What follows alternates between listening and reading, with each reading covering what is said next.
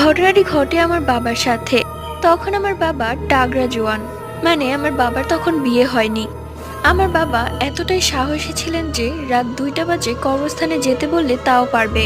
তো একদিন রাতের বেলা বাবা তার বন্ধুদের সাথে আড্ডা মেরে বাড়ি আসছিলেন। ঠিক তখনই বাবা বারবার শুনতে পাচ্ছিলেন তার বন্ধু তাকে পেছন থেকে ডাকছে। বাবা কয়েকবার পিছে ঘুরে তাকিয়েছে, কিন্তু কাউকেই দেখতে পায়নি।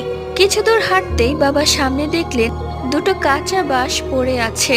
বাঁশগুলো দেখে মনে হচ্ছে না এগুলো পড়ার কথা। যাই হোক, বাবা তা ডেঙ্গিয়ে গেলেন না, বরং অন্য রাস্তা দিয়ে ঘুরে গেলেন। বাড়ি এসে বাবা দাদুকে সবকিছু বললেন। তখন দাদু বলল, তুই ভালো করেছিস, তুই সেই বাঁশের উপর ডেঙ্গিয়ে আসতি, তাহলে সেই বাঁশ তোকে ওপরে তুলে মেরে ফেলতো। আসলে সেই বাঁশ ছিল জিনের একটা ফাঁদ। বাবা অবশ্য এগুলো আগে থেকেই জানতো, তার জন্য বাবা সেই দিন বেঁচে গিয়েছিল।